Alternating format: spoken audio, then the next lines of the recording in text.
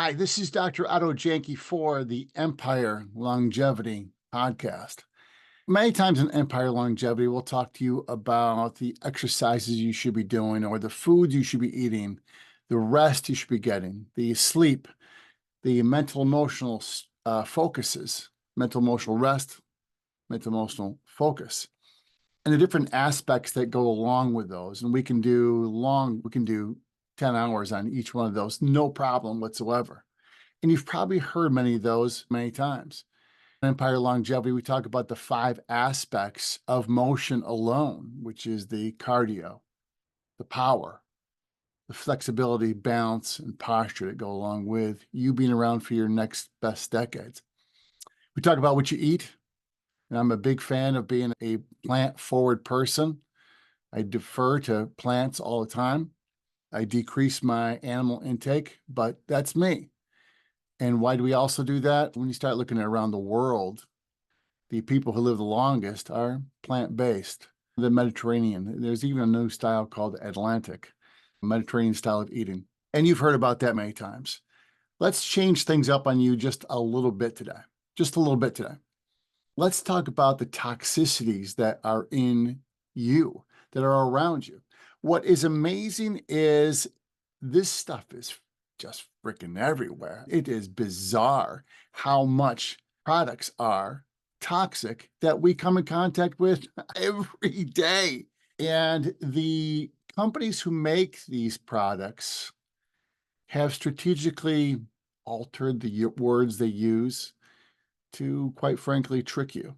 We've talked about this many times, is that you have to become absolutely just a super detective about what you use, what you eat, what's around you, what you use. We look at the Roundup as a classic. Roundup and the glyphosate. Glyphosates are something that are sprayed on the plants to be like a pest and weed killer. This stuff alone has been shown to have just massively toxic effects to you. Here's the problem. If I go down to the Lowe's, that's right down there, a mile away, the stuff is there. It's been known to be massively toxic to you. It's still allowed to be used. I guess my first question is, why? Why is that allowed to be used? It is. It is. Here's the other thing. We can do another 10 hours just on why are cigarettes allowed to be sold. We can do all that. Let's talk about the toxicity of the stuff that's around you. This is going to be a fraction of a talk that we can do. Again, like 10, 12 hours. We can do probably 5 hours every single day for the next 10 days. No problem. I'm going to really try to hit some stuff, hit some highlights. And we're just scratching the surface with this. We're just scratching the surface with this. It is bizarre how toxic some of the things we have around us are. Let's start with one of my favorite things. I like to cook. I like to cook. And it's not easy to find materials that you can cook in that are actually safe for you. Since the 1940s, companies have been using chemicals known as, the words they use are just, I'm an educated guy. I read a lot. I don't even know how to say some of these words. Perfluoroalkyl and perfluoroalkyl substances, PFAs. PFAs have been in the news lately because they are called forever chemicals. That means this stuff don't go away. No matter where you put it, it don't go away. I have to tell you that a couple years ago, my small community in upstate New York did a toxic collection day. All the stuff that you're not allowed to throw away because it's too toxic to go into the county dump. They have a company come in and you have to schedule a time to go bring in your pesticides, your toxic paints, your spray paints, your insecticides. You bring it all there. I had some, and so what you do is you just go there, you're in line, you have to sign out something so they know that you're there. And I pull up and you lift, your trunk goes up or your back hatch goes up, and then they come in, they take the stuff. I was thinking, great, man, they probably take some very careful steps, and they do this and they take that. These one chemicals are going to go over there. These one chemicals go over there. One guy was taking these chemicals and just taking one of these hammer claws, cracking into it and pouring it into a 50-gallon drum. My dear Lord. Now, what are we doing with that 50-gallon drum? We'll probably seal it and just tuck it away somewhere, bury it somewhere. These PFAs are used to create cookware that can repel oils and water. That's what we want, right? We don't want something sticking to this stuff all the time, to your pots and pans, so you can actually make food and you're not scraping stuff off and burning all the time. And we call this non-stick cookware. You ever looked for that? Of course you have. The material we're most familiar with in terms of non-stick pans is, this is a big word for you, the short is PTFE, polytetrafluoroethylene, PTFE, better known as Teflon. Since 2006, certain known toxins are found in Teflon, including two types of PFAs, these forever chemicals, have been phased out of the Teflon and manufacturing processes for making the Teflon. The PFOA and PFOs. Most nonstick cookware sold in the United States today is POFA and PO free. If you own nonstick cookware that predates 2006, you may want to seriously consider replacing it.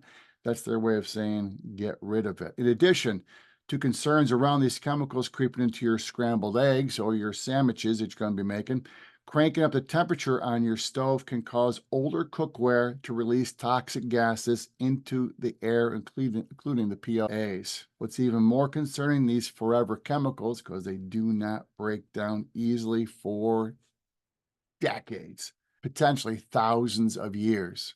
It's crazy to think that these chemicals will be around a lot longer than you and I will be. They've been linked to a lengthy list of conditions, including cancer, liver damage, thyroid disease, and developmental issues to fetuses, breastfed babies of exposed women. It's worth noting that any non-stick cookware sporting scratches from years of use should be replaced immediately. That's just toxic cookware, the non-toxic cookware. You're going like, dude, we haven't started with our talk yet, and already we're going like, man, this won't be good. My friends, we get into this stuff and you'll be like, my dear Lord, let me ask you about your deodorants. Oh no, not the deodorants. I love my deodorant. It's good. It keeps me non-stinky. Here's one of the problems. 10 toxins are found in your deodorants. I'm going to go through just a few of them. Amazing. Aluminum compounds. I always look for a deodorant that's one, aluminum free and paraben free. We'll talk about the other one. Aluminum compounds. Aluminum compounds are found in more drugstore and because that's the ingredient, the aluminum, that makes you not sweat. So if it's antiperspirant, it makes you stop sweating. Aluminum compounds clog your pores, blocking your abilities to perspire. Aluminum compounds are absorbed into the body through the very sweat glands they're meant to block, and the substances have been thought to carry the risk of cancer, in particular breast cancer. Ironically, especially for women who will, or people who will shave their underarms. Very close to the underarm is the sweat glands and breast tissue, highly sensitive breast tissue. So you start to irritate the skin by shaving the underarm, and then shortly after that, the irritated skin, you're putting on this aluminum containing substance. I know. And parabens. I always look for aluminum-free, paraben-free deodorants. It takes a while, my friends. It takes a while to do this. Parabens are often added to products to prevent the growth of mold and bacteria. They're often found in shampoos, soaps, lotions, sunscreen, and shaving products. Parabens mimic estrogen in your body, and this is true for both men and women. This synthetic estrogen can build up in the body, causing breast cancer and prostate cancer. So although you're trying to find one that smells good and do the job of decreasing the sweat and decreasing the stink, we have massive amounts of other problems going on. There's a group I think you should really look at. It's called the EWG, the Environmental Working Group. They'll show you some stuff on there. They're highly toxic stuff and better things you can use. According to the EWG, the Environmental Working Group, the average fragrance, and fragrance is wild because it doesn't necessarily have to be a smell itself, but it's used as the word fragrance, and there's just a ton of stuff that they consider to be fragrances. The amount of, I'll be straight with you, the amount of fuckery that goes into tricking you, the amount of time, energy, focus that goes into tricking you into buying products that are unhealthy for you is quite masterful, to tell you the truth. It's quite amazing. The millions of billions of dollars have gone into tricking you to buy stuff that's not healthy for you. It's astounding. The average fragrance contains about 14 ingredients. Around 80% of those ingredients have never been safety tested for human. Under the phthalates, and phthalates is PHTHALATES. We mentioned that the phthalates are a hidden toxin in your drugstore deodorants, as they're frequently listed under the umbrella term fragrance. So you think it's that, and now fragrances have changed so dramatically, especially in men's. No one smells like a man. Now you smell like cedar wood or sandalwood or something. How about I just want to smell like me? No, that won't be, you won't be able to do that. Phthalates have been linked to breast, ovarian, and prostate cancer, and they've been known to cause endocrine disruption. You do not want that. What's amazing about most of this is this stuff will not kill you today. It won't cause a problem to you today. But as the toxicity, the titration of toxicity, just a drop for days, weeks, months, years, decades, then we start to see this big problem come about. It's really astounding. Again, it's amazing. Amazing how much companies have to work so hard to sell you, to sell you products that aren't healthy for you. And the thing is, they know it's not healthy for you. If it was healthy for you, they would freaking tell you. Even talcum powder. Remember talcum powder? Baby powder? Baby powder was used forever by everybody. Everybody used baby powder. Then all of a sudden it comes out, it's like, well, you can't use baby powder anymore if it has talcum powder in it. Talc is mined from the earth in its natural form. Some talc contains asbestos, a substance known to cause cancer in and around lungs when inhaled. It's geez Louise. If talcum powder applied regularly to the genital area increases the risk of ovarian cancer. It's baby powder. We all, if you're a certain age, like I am, we all have baby powder spread all over us all the time. And here's another one for you. Air fresheners. My dear Lord. How many times have you used an air freshener? A little bit. Many contain volatile organic compounds, or VOCs, that are including formaldehyde, benzene, toluene, and xylenes. The formaldehyde, benzene, I remember working in chemistry. In chemistry, it's, oh, don't work, that stuff is massively toxic. Be super, super careful. Don't have that around you. Don't be smelling this stuff. Don't be, and it's like, well, it's in these products that we're buying.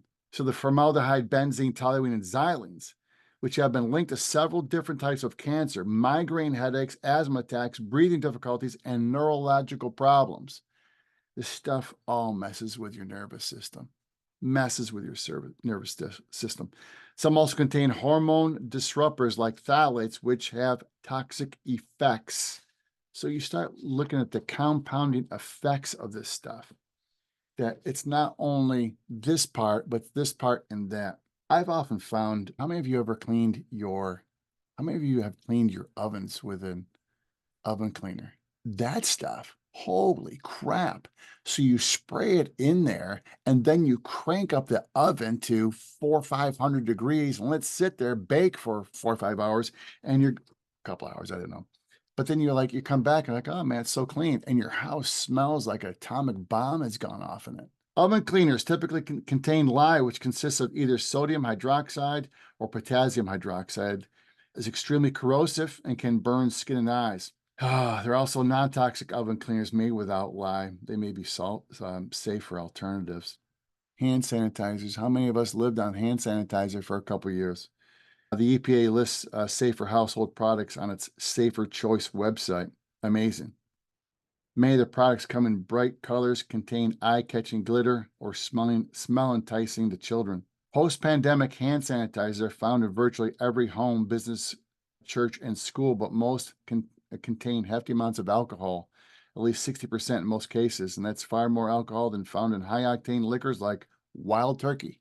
It's gone. You can't make this stuff up, except it's everywhere.